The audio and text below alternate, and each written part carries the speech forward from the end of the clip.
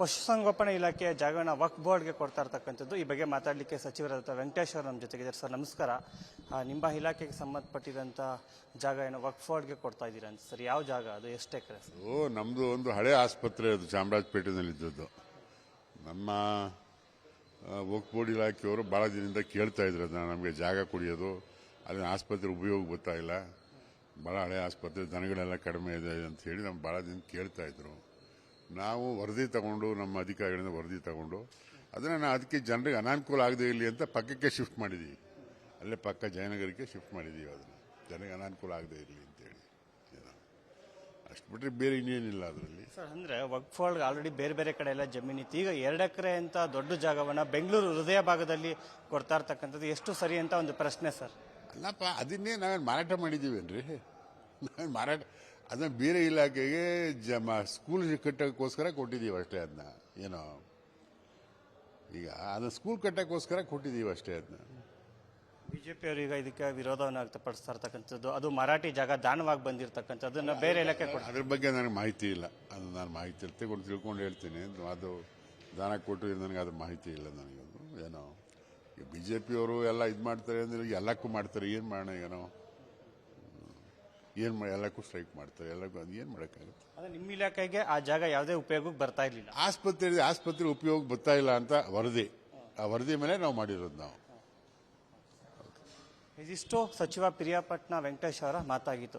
Camera person Naveen ಜೊತೆ ಸಂಜಯ್, ವಿಸ್ತಾರ news, Bengaluru. ಪಶುಸಂಗೋಪನಾ ಇಲಾಖೆಯ ಜಾಗವನ್ನು ವಕ್ಫ್ ಬೋರ್ಡ್ಗೆ ಕೊಡ್ತಾ ಇರ್ತಕ್ಕಂಥದ್ದು. ಈ ಬಗ್ಗೆ ಮಾತಾಡಲಿಕ್ಕೆ ಸಚಿವರಾದ ವೆಂಕಟೇಶ್ ಅವರು ನಮ್ಮ ಜೊತೆಗಿದ್ದಾರೆ. ಸರ್ ನಮಸ್ಕಾರ. ನಿಮ್ಮ ಇಲಾಖೆಗೆ ಸಂಬಂಧಪಟ್ಟಿದಂಥ ಜಾಗ ಏನು ವಕ್ಫ್ ಬೋರ್ಡ್ಗೆ ಕೊಡ್ತಾ ಇದ್ದೀರಾ ಅಂತ ಸರ್, ಯಾವ ಜಾಗ ಅದು, ಎಷ್ಟು ಎಕರೆ? ನಮ್ಮದು ಒಂದು ಹಳೆ ಆಸ್ಪತ್ರೆ, ಅದು ಚಾಮರಾಜಪೇಟೆನಲ್ಲಿ ಇದ್ದದ್ದು. ನಮ್ಮ ವಕ್ಫ್ ಬೋರ್ಡ್ ಇಲಾಖೆಯವರು ಭಾಳ ದಿನದಿಂದ ಕೇಳ್ತಾ ಇದ್ರು ಅದನ್ನ, ನಮಗೆ ಜಾಗ ಕುಡಿಯೋದು, ಅಲ್ಲಿನ ಆಸ್ಪತ್ರೆ ಉಪಯೋಗ ಬರ್ತಾ ಇಲ್ಲ, ಭಾಳ ಹಳೆ ಆಸ್ಪತ್ರೆ, ದನಗಳೆಲ್ಲ ಕಡಿಮೆ ಇದೆ ಅಂತ ಹೇಳಿ ನಮ್ಮ ಭಾಳ ದಿನ ಕೇಳ್ತಾ ಇದ್ರು. ನಾವು ವರದಿ ತಗೊಂಡು, ನಮ್ಮ ಅಧಿಕಾರಿಗಳಿಂದ ವರದಿ ತಗೊಂಡು ಅದನ್ನು ಅದಕ್ಕೆ ಜನರಿಗೆ ಅನಾನುಕೂಲ ಆಗದೆ ಇರಲಿ ಅಂತ ಪಕ್ಕಕ್ಕೆ ಶಿಫ್ಟ್ ಮಾಡಿದ್ದೀವಿ. ಅಲ್ಲೇ ಪಕ್ಕ ಜಯನಗರಕ್ಕೆ ಶಿಫ್ಟ್ ಮಾಡಿದ್ದೀವಿ. ಅದನ್ನು ಜನರಿಗೆ ಅನಾನುಕೂಲ ಆಗದೆ ಇರಲಿ ಅಂತೇಳಿ.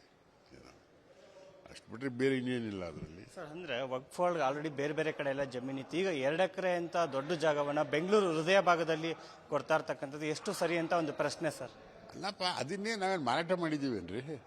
ನಾವೇನು ಮಾರಾಟ, ಅದನ್ನ ಬೇರೆ ಇಲಾಖೆಗೆ ಸ್ಕೂಲ್ ಕಟ್ಟೋಕ್ಕೋಸ್ಕರ ಕೊಟ್ಟಿದ್ದೀವಿ ಅಷ್ಟೇ. ಅದನ್ನ ಏನೋ ಈಗ ಅದನ್ನ ಸ್ಕೂಲ್ ಕಟ್ಟೋಕ್ಕೋಸ್ಕರ ಕೊಟ್ಟಿದ್ದೀವಿ ಅಷ್ಟೇ. ಅದನ್ನ ಬಿಜೆಪಿಯವರು ಈಗ ಇದಕ್ಕೆ ವಿರೋಧವನ್ನು ವ್ಯಕ್ತಪಡಿಸ್ತಾ ಇರ್ತಕ್ಕಂಥದ್ದು, ಅದು ಮರಾಠಿ ಜಾಗ ದಾನವಾಗಿ ಬಂದಿರತಕ್ಕಂಥದ್ದನ್ನು ಬೇರೆ ಇಲಾಖೆ ಅದ್ರ ಬಗ್ಗೆ ನನಗೆ ಮಾಹಿತಿ ಇಲ್ಲ.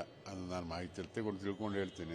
ಅದು ದಾನ ಕೊಟ್ಟು ನನಗೆ ಅದ್ರ ಮಾಹಿತಿ ಇಲ್ಲ ನನಗದು. ಏನೋ ಬಿಜೆಪಿಯವರು ಎಲ್ಲ ಇದು ಮಾಡ್ತಾರೆ ಅಂದ್ರೆ ಎಲ್ಲಕ್ಕೂ ಮಾಡ್ತಾರೆ, ಏನು ಮಾಡೋಣ?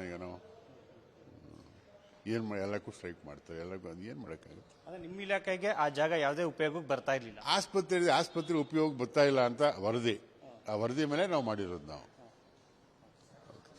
ಇದಿಷ್ಟು ಸಚಿವ ಪಿರಿಯಾಪಟ್ನ ವೆಂಕಟೇಶ್ ಅವರ ಮಾತಾಗಿತ್ತು. ಕ್ಯಾಮ್ರಾ ಪರ್ಸನ್ ನವೀನ್ ಜೊತೆ ಸಂಜಯ್, ವಿಸ್ತಾರ ನ್ಯೂಸ್, ಬೆಂಗಳೂರು. ಅನುಕ್ಷಣದ ಸುದ್ದಿಗಳಿಗಾಗಿ ವಿಸ್ತಾರ ನ್ಯೂಸ್ ಯೂಟ್ಯೂಬ್ ಚಾನೆಲ್ ಸಬ್ಸ್ಕ್ರೈಬ್ ಮಾಡಿ. ಹೊಸ ಸುದ್ದಿಗಳ ನೋಟಿಫಿಕೇಶನ್ಗಾಗಿ ಬೆಲ್ ಐಕಾನ್ ಕ್ಲಿಕ್ ಮಾಡಿ. ಲೇಟೆಸ್ಟ್ ಅಪ್ಡೇಟ್ಸ್ಗಾಗಿ www.vistaranews.com ವೆಬ್ಸೈಟ್ಗೆ ವಿಸಿಟ್ ಮಾಡಿ. ಅಂಗೈಯಲ್ಲೇ ಜಗತ್ತಿನ ಸುದ್ದಿ ತಿಳಿಯಲು ವಿಸ್ತಾರ ನ್ಯೂಸ್ ಕನ್ನಡ ಆಪ್ ಡೌನ್ಲೋಡ್ ಮಾಡಿ.